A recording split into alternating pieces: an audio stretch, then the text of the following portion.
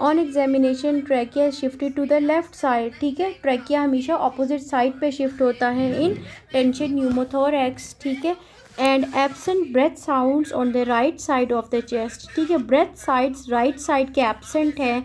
Hyper resonant on percussion, ठीक है, यानी कि राइट साइड पे क्या है, इन ट्रैप्ड एयर है जिसकी वजह से रेजोनेंस इंक्रीज हुई हुई है। व्हाट इज़ द डायग्नोसिस, तो it is pneumothorax of the right side, समझ आई, राइट साइड का न्यूमोथोरैक्स है। Am I clear? The next is a patient came to ER with shortness of breath and sharp chest pain. On examination there is no entry of air on right side, यानी कि right side का हमारे पास pneumothorax है। And hyper resonant on percussion, मैंने आपको बताया था जिस तरफ इन ट्रैप्ड एयर होगी उस तरफ क्या होगा, हमारे पास हाइपर रेजोनेंट जो है वो साउंड्स होंगे। क्लियर? तो ये हो गया जी। अगला है कि the lung collapsed inwards and chest sprung outwards, chest x ray shows trachea shifted towards the left, तो ये राइट साइडेड न्यूमोथोरैक्स है। क्लियर? ये हमारे पास है right sided pneumothorax. The next is there is a greatest chance of pneumothorax formation while inserting CVP via the right subclavian, ठीक है, जब हम राइट सब क्लेवियन से CVP करने की कोशिश करते हैं तो क्या होता है, हमारे पास न्यूमोथोरैक्स होने का सबसे ज़्यादा जो है वो ख़तरा है, ठीक है, इसको याद कर लें। The next is finding of pleura ruptured in pneumothorax is inward chest collapse and outward chest wall spring। अब क्या होगा, जिस तरफ हमारा लंग कोलैप्स होगा उस तरफ क्या हो जाएगा, लंग अंदर चला जाएगा, ठीक है। जब भी न्यूमोथोरैक्स होगा, जिस तरफ का न्यूमोथोरैक्स होगा उस तरफ का लंग तो कोलैप्स होगा लेकिन चेस्ट वॉल जो है वो बाहर आ जाएगी। प्लूरा में इंट्रैप्ड एयर की वजह से क्या होगा, चेस्ट विल स्प्रंग आउट लेकिन लंग क्या है वो कोलैप्स कर जाएगा। Am I clear? The next is there is, अच्छा ये हो गया। अगला है, a man gives hyperbaric oxygen 24 hours for develop dyspnea and goes into respiratory distress, most likely it is spontaneous pneumothorax, ठीक है। अब देखो हमारे पास जो है 24 आवर्स तक हाइपरबैरिक ऑक्सीजन दिया था, इसका क्या मतलब है, सेकेंडरी स्पॉन्टेनियस न्यूमोथोरैक्स है। क्लियर? ऑलरेडी इसको हमने किसी वजह से मैकेनिकल वेंटिलेशन पे रखा हुआ था तो it is secondary spontaneous pneumothorax. Clear? Regarding right-sided pneumothorax, atmospheric and pleural pressure becomes equal। Clear? जब भी न्यूमोथोरैक्स होगा तो क्या होता है, एटमॉस्फेरिक और प्लूरल प्रेशर जो है वो दोनों इक्वल हो जाते हैं। Am I clear? इतना हो गया, आगे करें अगला पॉइंट। अगला हमारे पास है 110, ठीक है। 30 years old man had a road traffic accident and sustained fractures of the femur, ठीक है, फीमर के उसको बहुत सारे फ्रैक्चर्स हैं। 2 days later he developed sudden shortness of breath, the most probable cause is fat embolism। जब भी long bone का फ्रैक्चर होगा, ठीक है, तो आफ्टर अ फ्यू डेज, ठीक है, कुछ दिनों के बाद अगर patient shortness of breath develop करता है तो इसका मतलब है उस पेशेंट को क्या हो गया, फैट एम्बोलिज्म हो गया है, ठीक है।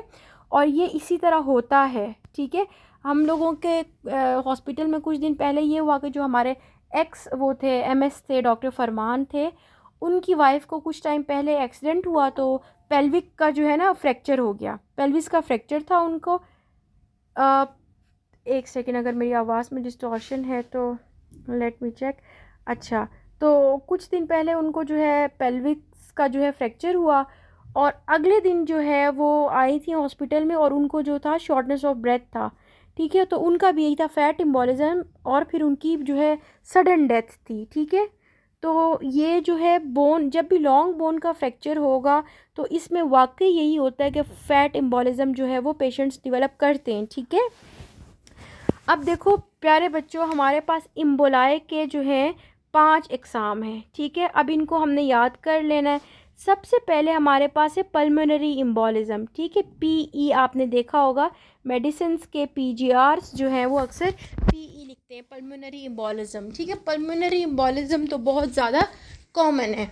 अब इसमें होता क्या है कि, सकीना आवाज़ कम करो ना, बच्चे बाहर, नेट नहीं चल रहा, फिर मैं बाहर गई थी लेकिन सूरज का मसला हो गया, वो उनको आवाज़ नहीं जा रही थी। क्या फ़ायदा, आप उनको गुड लक भी कहती हैं फिर आप उनको पढ़ करने भी नहीं देती। ठीक है, आवाज़ कम करके देखो। ओके, सबसे पहले हमारे पास है पल्मोनरी एम्बोलिज्म, तो वो उसमें है important cause of sudden death. कोई भी पेशेंट है, ठीक है, सडन डेथ की कॉज क्या होती है? Pulmonary embolism. ठीक है, usually occurs in immobilised post operative patients and in those with congestive cardiac heart failure. ठीक है, ये जो हमारे पास बेड रिडन पेशेंट्स होते हैं, इमोबिलाइज्ड पोस्ट ऑपरेटिव जो पेशेंट्स होते हैं, उनके अंदर पल्मोनरी एम्बोलिज्म का बहुत ख़तरा होता है। इसलिए हम क्या लिखते हैं पोस्ट ऑप ऑर्डर्स में? अर्ली मोबिलाइजेशन लिखते हैं ना, अर्ली मोबिलाइजेशन। तो इसकी ये सिग्निफिकेंस है कि अर्ली मोबिलाइजेशन से क्या होगा? पल्मोनरी एम्बोलिज्म डेवलप नहीं होगा। Immobilization leads to venous thrombosis in the lower extremities. Thrombus breaks away and it travels to the pulmonary artery. ठीक है, और फिर क्या होता है? It is treated with hyperbaric oxygen. जब भी पल्मोनरी एम्बोलिज्म आप सस्पेक्ट करते हो तो आप क्या करोगे? ऑक्सीजन हाई फ्लो रेट पे हम ऑक्सीजन अटैच करेंगे पेशेंट को। क्लियर? और इसकी अगर आप पैथोफिजियोलॉजी देखो तो इसमें ये होता है कि जब भी पेशेंट इमोबिलाइज्ड है, बेड रिडन है, तो क्या होगा? वीनस थ्रोम्बोसिस होना शुरू हो जाएगा। ठीक है, लोअर एक्सट्रीमिटीज़ में थ्रोम्बो एम्बोलिज्म होगा। ठीक है, अब इस थ्रोम्बोसिस का क्या होगा कि थोड़ी कुछ टाइम के बाद अगर ये थ्रोम्बस ब्रेक फ्री हो गया, इम्बोलाए बन गया, तो ये कहीं पे जाके लॉज हो जाएगा, और ये मोस्ट कॉमनली होता है पल्मोनरी आर्टरी के अंदर। Clear? The next one is arterial emboli. तो arterial emboli usually arise from mural thrombus that adheres to one heart chamber or major artery. ठीक है, arterial emboli नाम से समझ आ रहा है कि ये किसी आर्टरी से ओरिजिनेट कर रहा है। ठीक है, या आर्टरी से होगा या मेजर हार्ट चैम्बर से। ठीक है, और ये हमारे पास क्या करता है? फिर वहाँ से ब्रेक फ्री हो जाएगा और कहीं जाके लॉज हो जाएगा। Examples are the branches of the carotid artery, most frequently in the middle cerebral artery MCA, leading to cerebral infarction. ठीक है, जब arterial emboli हो गया और उसके बाद क्या होता है? उस जगह का cerebral infarction हो जाएगा। ठीक है, लेट सपोज अगर middle cerebral artery का emboli हो जाता है तो वहाँ क्या हो जाएगा? cerebral infarction हो जाएगा। Am I clear? The next is fat emboli. So these are the particles of the bone marrow and other fatty tissues that results in severe fractures. अब फैट एम्बोलाई का मैंने आपको बताया था, ये जो है जब भी हमारे पास लॉन्ग बोन्स का फ्रैक्चर होगा तो उसके कुछ दिनों के बाद अगर पेशेंट को शॉर्टनेस ऑफ ब्रेथ डेवलप हो रही है और फिर पेशेंट की डेथ हो रही है तो the cause is fat emboli. Fat emboli को आप हमेशा रिलेट करोगे फैटी टिश्यू से। ठीक है, और बोन मैरो से। तो ये हमारे पास क्या है? जब भी लॉन्ग बोन्स का फ्रैक्चर होगा तब। Clear? The next is air emboli due to air entrapping into the circulation as seen in penetrating chest injury और criminal abortion. It is also seen deep sea divers decompression sickness disease who returns to the surface too rapidly. ये जो air emboli है इसमें क्या होता है कि हमारे पास एयर इंट्रैप हो जाता है। ठीक है, सर्कुलेशन में एयर चली जाती। एयर एम्बोलाई इवन हम लोग जब कैनुला करते हैं और ड्रिप चला रहे होते हैं तो ड्रिप से अगर हम एयर आउट नहीं करेंगे तो अगर 100 सीसी तक एयर अंदर चली गई तो उस पेशेंट को भी एयर एम्बोलाई होने का ख़तरा होता है। क्लियर? और लाइट फिर से चली गई।